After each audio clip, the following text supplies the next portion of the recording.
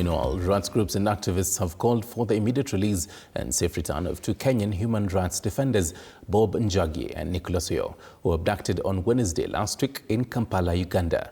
Condemning the abduction, the pressure groups have described it as a part of a growing pattern of cross-border repression, urging the Ugandan authorities to disclose the whereabouts of the two men, ensure their safety and facilitate their right to legal representation and communication with their families. Samira Mohammed with the details. As Uganda marks its 63rd Independence Day celebrations, in Kenya's capital, Nairobi, activists are calling on East African heads of state to address the alarming abduction trend in the region, following the abduction of two Kenyan activists, Bob Njagi and Oyoo, who went missing after they were allegedly abducted by the Ugandan army.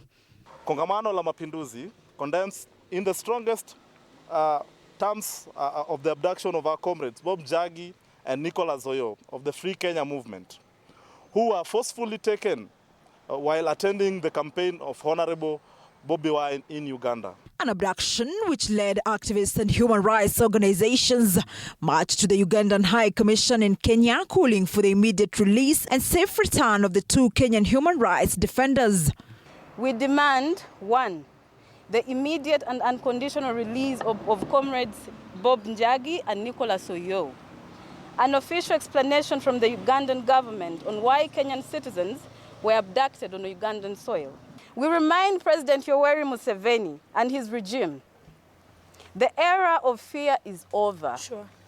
You cannot abduct solidarity. Activists and rights groups have condemned the incident, describing it as a part of what they termed as a growing pattern of cross-border repression, and further calling on the Kenyan government to engage with Ugandan authorities to secure the release of the two, and also calling for an end to criminalizing cross-border activism.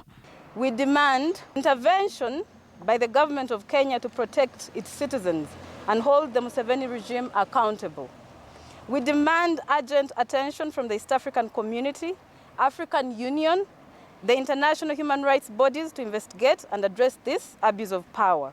On Monday, Ugandan authorities broke their silence, sparking renewed concern over the rise of cross-border abductions in the East African region.